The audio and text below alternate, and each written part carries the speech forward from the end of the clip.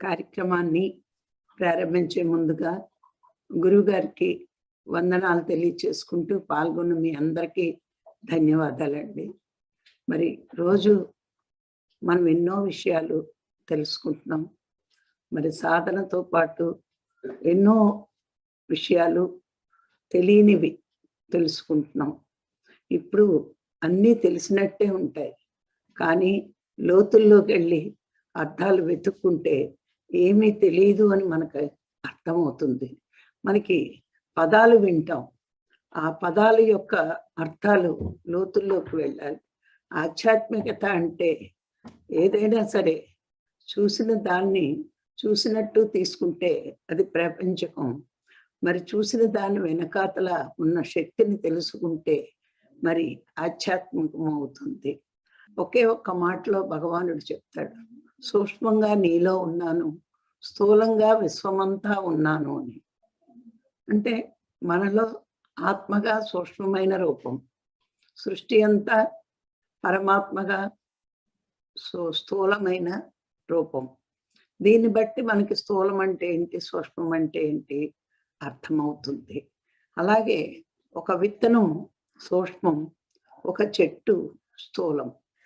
ఇలా ఎందుకు మనసుని సూక్ష్మం చేసుకోమంటారు అంటే, అక్కడ కోరికలతో, ప్రాపంచికమైన కోరికలతో ఈ మనసు స్థూలమైంది. ఆ స్థూలమైన మనసు ఎప్పుడు సూక్ష్మం అవుతుంది అంటే, ప్రాపంచిక కోరికలన్నీ తగ్గించుకుని సాధన చేసి ఆ మనసుకి శక్తిని పెంచాలి. అన్నిటికీ కారణం మనసేనండి. ప్రాపంచిక జీవితాన్ని కోరుకున్న మనసే, ఆధ్యాత్మిక జీవితాన్ని కోరుకున్న మనసే. అందుకే ప్రపంచం వైపు ఉంటే ఆ మనసు బలహీనంగా ఉంటుంది, ఆత్మ వైపు తిరిగినప్పుడు శక్తివంతం అవుతుంది. ఎందుకు? ధ్యానం వల్ల మనము ఏది అవసరమో ఏది అనవసరమో మనం తెలుసుకొని వాటి ద్వారా అలాగే ప్రవర్తిస్తాం. ముందు మరి ధ్యానం దేనికి అంటే, మనలో ఒక బలహీనత ఉంది. ఏంటి ఆ బలహీనత అంటే, మనకు అవసరమైనయే కాదు అనవసరమైనవి కూడా కోరుకుంటుంది మనసు. ఆ అంటే అన్నిటికీ శక్తినిచ్చేది ఆత్మే, మనసుకి, ఇంద్రియాలకి, అన్నిటికీ. కానీ అవసరమైన వాటికి ఆ శక్తిని ఖర్చు పెట్టకుండా అనవసరమైన వాటికి ఖర్చు పెట్టి ఆ ఆత్మశక్తిని దుర్వినియోగం చేసి మనము శక్తిహీనులుగా మిగిలిపోతున్నాం.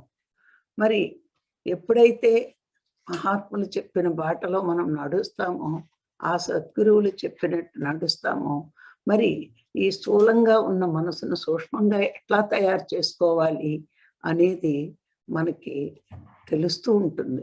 ఎలా అంటే, మరి శంకరాచార్యులు చెప్పాడు, నిత్య అనిత్య వస్తు వివేకం. మరి నీకు నిత్యమైందేంటో అనిత్యమైందేంటో తెలుసుకో. అనిత్యమైనవన్నీ పక్కన పెట్టేసేయి. నిత్యమైంది ఏంటి? సత్యమైన ఆత్మే. నువ్వు ఆత్మ మీద దృష్టి పెట్టు, ప్రపంచం మీద దృష్టి వదిలే, అప్పుడు నువ్వు శక్తివంతుడు అవుతావు. ఆ మనసుకి ఎప్పుడైతే శక్తి ఉందో అది బాహ్యాన్ని పరిగెట్టకుండా అంతరంలో ఆత్మలో లయమవుతూ ఉంటుంది. అందుకే అప్పుడు నీకు ఆత్మ నుంచి వచ్చే అద్భుతమైన జ్ఞానం నీకు అందుతుంది. అలా మనము ప్రతి దాంట్లో నుంచి నేర్చుకోవాలంటే అంతరాంతరంలోకి వెళ్ళాలి. బయట వెతుకుతే ఏదీ లేదు. మనం అనుకుంటాం బయట చాలా ఉందని. బయట ఉన్నది పరిమితి లోకం, అంతరంలో ఉన్నది అపరిమితమైన లోకాలు. అన్ని ఆత్మలోనే ఉన్నాయి. నువ్వు కళ్ళు మూసుకుంటేనే కదా ప్రతిదీ దర్శించగలవు. ఆ శక్తి నీకు రావాలి అంటే మనము బాహ్యంలో మరి తగ్గించుకుంటూ అంతరం వైపుకి పెరగడం మొదలు పెట్టాలి. అయితే ఇక్కడ ఏమవుతుంది అంటే, ఎలా వస్తుంది భగవంతుడి కృప మన మీద ఎట్లా ఉంటుంది అంటే, బాహ్యంగా మన ప్రవర్తన మార్చుకోవాల్సిందే. మరి పరమాత్మ యొక్క శక్తి నాలోకి ఎలా వస్తుంది అంటే, బాహ్య విషయాల మీద ఉన్న శ్రద్ధ ఇవన్నీ నువ్వు తగ్గించుకుంటూ అంతరాంతరాల్లోకి చేరే నీ ప్రయత్నమే నువ్వు శక్తివంతుడివి అవుతావు. బాహ్యంలో నువ్వు మనసును తిప్పితే శక్తిహీనుడు అవుతావు. నీ ఆత్మ వైపు నీ మనసును తిప్పితే శక్తివంతుడు అవుతావు. బలం వేరు, శక్తి వేరు. గమనించుకోండి. బలం ఆహారం వల్ల రావచ్చు. కానీ శక్తి ధ్యానం వల్ల మాత్రమే వస్తుంది. ఆ శక్తిని రావాలి అంటే మనం కళ్ళు మూసుకుని శ్వాస మీద ధ్యాస పెట్టాలి. పెడితే మరి అప్పుడు మనం పొందవలసిందంతా కూడా పొందుతూ ఉంటాం. మొట్టమొదట మరి భగవద్గీతలో విజయప్రకానంద స్వామి వారు చెప్తారు, భగవంతుడు అనుగ్రహం నీకు ఎలా కలుగుతుందో నువ్వు తెలుసుకోవాలి అంటే ఈ 6 గుణాలు నీకు ఉంటే నీ ఆ అద్భుతమైన పరమాత్మ శక్తిని నువ్వు పొందగలవు అని. మరి మామూలు వాళ్ళు ఎందుకు పొందలేరు అంటే వాళ్ళలోని పరివర్తన తేడా రావచ్చు, ఏదైనా తేడా రావచ్చు. అందుకే మనం నిజమా అని క్వశ్చన్ వేసుకున్నప్పుడు ఆ నిజమా అనే క్వశ్చన్కి నీ ఆన్సర్ ఎక్కడ దొరుకుతుందంటే ధ్యానానికి ముందు జీవితం, ధ్యానం తర్వాత జీవితాన్ని విచారణ చేసుకుంటే నీ క్వశ్చన్కి ఆన్సర్ దొరుకుతుంది. ఎక్కడ ఎవరు చెప్పక్కల్లా. నీ జీవితమే, నీ విచారణే, నీ క్వశ్చన్స్కి ఆన్సర్ దొరుకుతుంది. అయితే ఎలా వస్తుంది? పరమాత్మ శక్తి ధ్యానం చేస్తే వచ్చేయడం కాదండి. ధ్యానం చేస్తూ కూడా మంచి గుణాలు ఉండాలి. ఏంటి ఉండాలి? మొట్టమొదటిది సద్బుద్ధి. ఇక్కడ సద్బుద్ధి అన్నాడు, బుద్ధి అనలేదు. బుద్ధి అందరికీ ఉంటుంది, ప్రాపంచికంగానూ ఉంటుంది, ఆధ్యాత్మికంగా ఉంటుంది. ఆ బుద్ధి ఎలాంటి బుద్ధి ఉండాలన్నాడు. ఫస్ట్ పాయింట్ సద్బుద్ధి. అంటే సత్ అంటే ఏంటో మీకు చెప్పాను, భగవంతుడు అని. మరి భగవంతుడి వైపు తిరిగే బుద్ధి నీకు ఉండాలి. ప్రపంచం వైపు ఉండాలి అనే బుద్ధి ఉండకూడదు. నువ్వు సత్యం వైపు ప్రయాణం చెయ్యాలని, సత్యాన్ని తెలుసుకోవాలనే బుద్ధి నీకు ఉండాలి. అదే సద్బుద్ధి. అప్పుడు మాత్రమే నీకు జ్ఞానం పెరుగుతుంది. ఎందుకు బుద్ధి అలా ఉండాలి అంటే మన జీవితంలో ఏదైనా ఒక పని చెయ్యాలి అంటే నిర్ణయించేది బుద్ధి మాత్రమే. అందుకే ఆ బుద్ధి సద్బుద్ధై ఉండాలి. ఆ బుద్ధి సద్బుద్ధిగా ఉండాలి. అంటే సత్యాన్ని తెలుసుకోవాలనే కోరిక ఉన్న బుద్ధే సద్బుద్ధి. ఇలాంటి వాళ్ళలో ఎంత తపన పడతామో మనకి అంత శక్తి పెరుగుతూ ఉంటుందంటే ఆ జ్ఞానం పెరుగుతూ ఉంటుంది. ఇంకా రెండో పాయింట్ శక్తి. ఇది శక్తి అంటే ఏంటంటే ఇది బలం కాదు. బలం కాదు. ఏ పనైనా కొంతమంది చూడండి పెద్ద బలంగా ఏం ఉండరు, కానీ వాళ్ళు చాలా గొప్ప గొప్ప పనులు చేస్తూ ఉంటారు. అంటే వాళ్ళ ఆత్మశక్తి చాలా ఎక్కువగా ఉంది వాళ్ళలో. అందుకే చెప్తూ ఉంటారు, మహాత్ములలో, మహర్షులలో ఆత్మ యొక్క ప్రకాశం ఎక్కువగా ఉంటుంది. అందుకే వాళ్ళు శారీరకంగా కష్టపడకపోయినా వాళ్ళ సంకల్పాలన్నీ నెరవేరుతూ ఉంటాయి అని చెప్తారు. ఇప్పుడు మా రాఘరావు గారినే చూసుకుంటే ఏది చేసినా చాలా అద్భుతంగా పర్ఫెక్ట్ గా కంప్లీట్ చేస్తూ ఉంటారు ఆయన. నాకే ఆశ్చర్యం వేస్తుంది. తినేది ఒక గోరంత అన్నం, ఇంత అన్నం తింటారు అంతే, కానీ మార్నింగ్ నుంచి రాత్రి వరకు ఏకదాటిగా పని చేస్తూ ఉంటారు. ఈయన బలంతో పని చేయరు, శక్తితో పని చేస్తారు, ఆత్మశక్తితో. మా పిల్లలే అక్కడ ఉండలేక అలసిపోయి ఇంటికి వచ్చేస్తూ ఉంటారు. నీడనుంటారు, మంచినీళ్ళు తాగుతారు, మజ్జిగ తాగుతారు, డ్రింకులు తాగుతారు. కానీ ఈయన ఎక్కడి నుంచి మంచినీళ్ళు తాగి వెళ్తే అక్కడ కూడా ఒక్క చుక్క నీళ్ళు తాగకుండా ఇంటికి వచ్చాక మళ్ళీ మంచినీళ్ళు తాగుతారు. అంటే ఆయన ఆత్మశక్తి అంత గొప్పగా ఉంటుంది. మనం కూడా పని చెయ్యలేమంటాం. చెయ్యలేము అంటే శక్తిహీనులం. ఆ పని నేను చెయ్యగలను అనుకుంటే అక్కడ నీకు ఆత్మశక్తి అపారంగా పనిచేస్తున్నట్టు ఆ శక్తి నీకు ఉండాలి. నీ ఆత్మశక్తి ఉన్నప్పుడే, నీ ఆత్మశక్తిని ఉపయోగించి సత్కార్యాలు చేస్తున్నప్పుడే పరమాత్మ యొక్క శక్తి నీలో అనంతంగా వస్తూ ఉంటుంది. మరి పరాక్రమము. ఈ పరాక్రమం ఏంటంటే శక్తిని ప్రదర్శించడం. అంటే అక్కడ ఏమైంది, చెయ్యగలను, ఉంది అని అనుకోవడం కాదు. చేస్తాను అనుకుంటే ఓ శక్తి ఉన్నవాడు చేస్తానంటాడు. శక్తిహీనుడు చెయ్యలేడు. నా వల్ల ఏమవుతుంది అంటాడు. శక్తివంతుడు చేస్తానంటాడు. ఆ చేస్తానన్నది మాటల్లో కాకుండా చేతల్లో చూపించడమే పరాక్రమం. అంటే ప్రయత్నించడం. చేయగలరు వాళ్ళు. ఎందుకంటే వెనకాతల పరమాత్మ ఉన్నాడు వాళ్ళకి. నడిపిస్తాడు. కానీ నడవాలనే మొట్టమొదటి అడుగు నీకు నువ్వుగా వెయ్యాలి. ఆ అడుగు ఆయన వేయించడం. నీ అడుగులు వేస్తుంటే నీ అడుగులు సుఖంగా తేలిగ్గా కరెక్ట్గా పడడానికి ఆయన సహాయం చేస్తాడు. శక్తి అంటే ఆలోచన వస్తుంది. పరాక్రమం అంటే మొదలు పెట్టడం. సాహసం అంటే అక్కడ ఎన్ని అడ్డులు వచ్చినా పని ఆపరు. వాళ్ళు చెయ్యాలనుకున్న పని చేసే తీరుతారు. ఇది పరాక్రమం. పరాక్రమం అంటే మొదలు పెడతారు. ఇంకా సాహసం అంటే అడ్డున్నా అక్కడ ఏం చేస్తారు అంటే ఆ అడ్లని దాన్ని కూడా ఎదిరించి చాలా అద్భుతంగా పనిచేస్తారు. మొన్న ఊరిన వర్షం వస్తుంది. స్లాబ్ ఎలా వెయ్యాలన్నారు. స్లాబ్ ఎలా వెయ్యాలి అంటే పైన టెంట్లు వేసి కింద నుంచి స్లాబ్ వేయించేశారు. అంటే ఒకవేళ వేస్ట్ అవుతుందేమో కొంత, ఏమైనా వేస్ట్ అయిపోతుందేమో, సిమెంట్ వేస్ట్ అవుతుంది, ఇది వేస్ట్ అవుతుంది అంటే ఆ టైంకి ఆయనకి ఫ్లాష్ లాగా ఎలా వెలుగుతాయి. వచ్చేస్తారు. వచ్చేసి టప్ టప్ టప్ టప్ పని మొదలెట్టేస్తారు. మొదలుపెట్టిన వర్షం ఆగిపోతుంది. ఆ గోతుల్లో నీళ్ళు లాగించేస్తారు, పని చేస్తారు. అంటే అక్కడ ఏమైంది? ఏమైనా కానీ మొదలుపెట్టిన పని ఆపకూడదు అని ఒక సాహసాన్ని ఎన్ని అడ్డులు వచ్చినా ఎదుర్కోవడం సాహసం. ఆ అడ్డు ఉంటుంది. ప్రతి నిమిషం ప్రకృతి మన పరీక్షిస్తుంది. నువ్వేనా మొనగాడివి, నువ్వేనా పోటుగాడివి, నా ప్రతాపం ఇది అని. అయినా మొదలుపెట్టి ముందుకు వెళ్తూ ఉంటే ఈ సక్సెస్ ఎక్కడ వస్తుంది అంటే మనం సత్కార్యాలు చేసినప్పుడు వస్తుంది. మరి ధైర్యం అంటే ఎక్కడ మనకు కష్టం నష్టం రెండూ రావచ్చు. అయినా ముందుకు వెళ్ళడమే.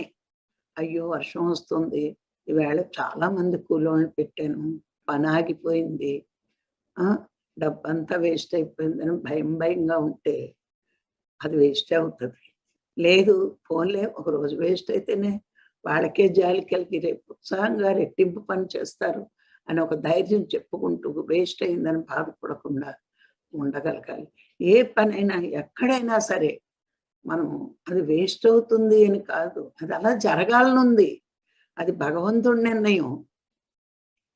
జరగాలనుంది, జరుగుతుంది. సృష్టిలో ప్రతిదీ కూడా ఆయన నిర్ణయమే.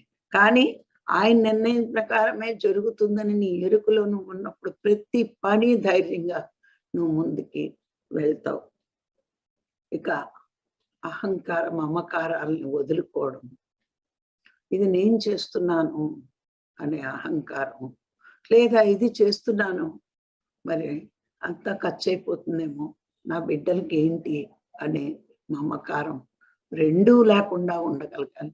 నువ్వు ఏ పని చేసినా నేను చేస్తున్నాననే భావన వదిలి, ఆ భావన వదలడమే అహంకారాన్ని వదులుకోవడం.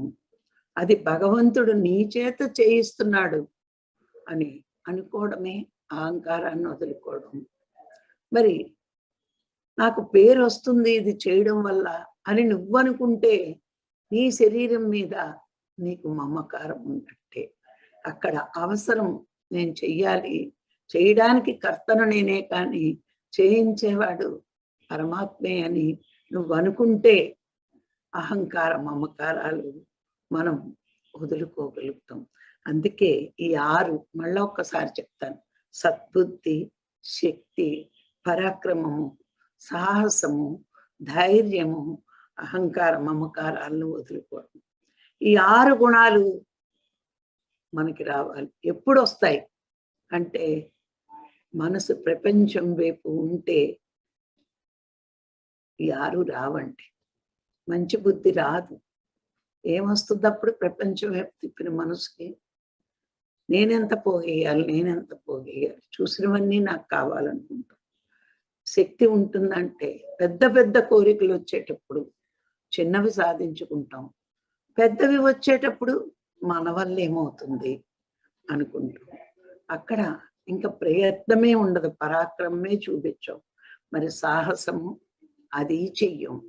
మరి ధైర్యమా అంటే ఎవరు ఏమనుకుంటారు అన్న భయమే సరిపోతుంది. ఇది నా పిల్లలకే ఉండాలి, నా వాళ్ళకే ఉండాలి, నేను చేస్తున్నాను కాబట్టి అని అది వదలలేం. అహంకారం, మమకారం వదలలేం.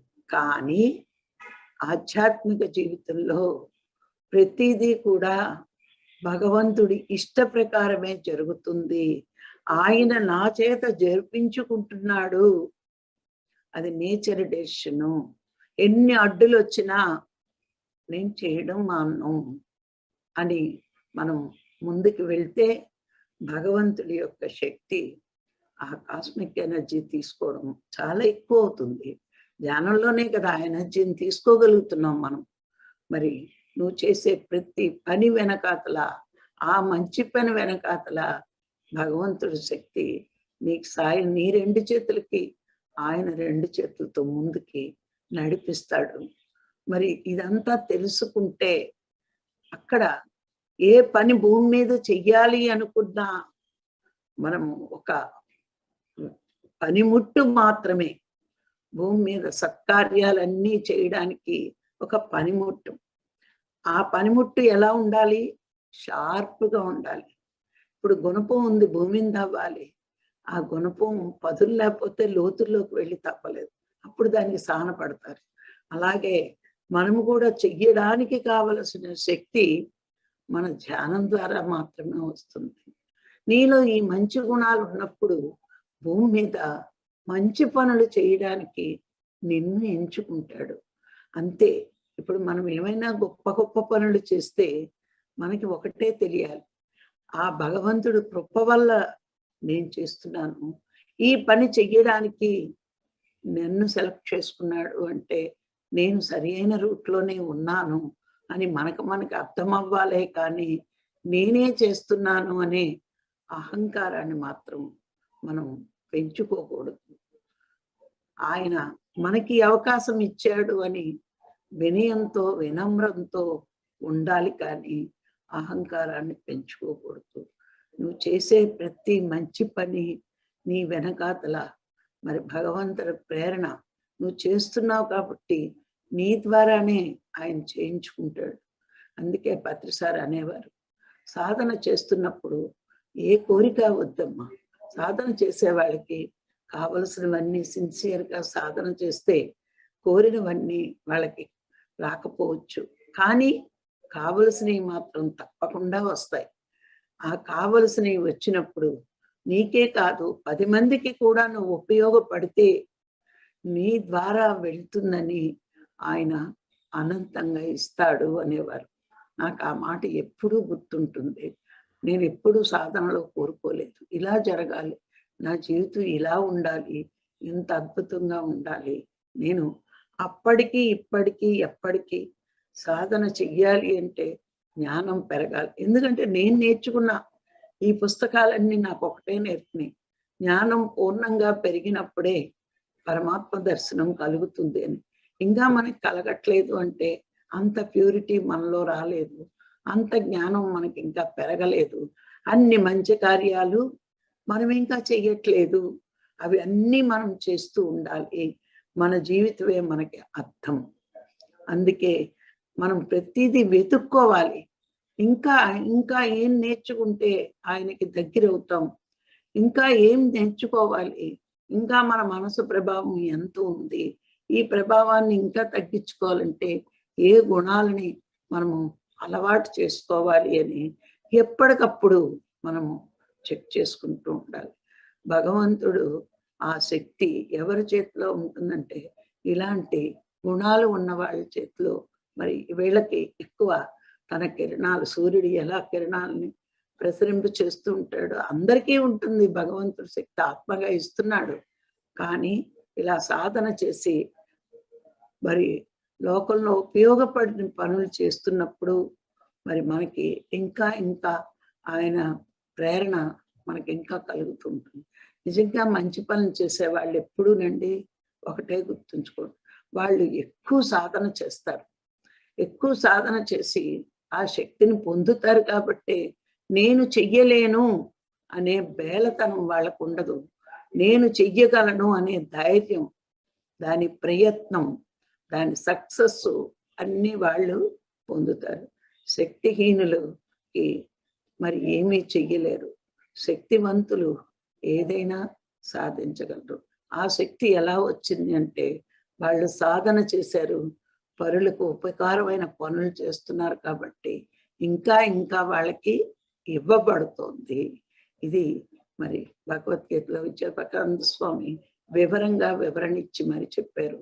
అందుకే మనందరము సాధన చేస్తూ మరి గురువు గారి ఆశయాన్ని, లోక కళ్యాణం కోసం ఆయన తలపెట్టిన ఈ మహాకార్యాన్ని మనము ముందుకి నడిపిస్తూ మరి ఇంకా మనం శక్తివంతులం కావాలి. మనసు సూక్ష్మం చేసుకోవాలి. అది ఎప్పుడు వస్తుందంటే మా అంటే ఇది నాది, ఇది మాది అని అనుకోవడం, లేదా మా పిల్లలకే ఉండాలి, మేమే అనుభవించాలి అనుకుంటే మనసు సూక్ష్మం అవ్వదు.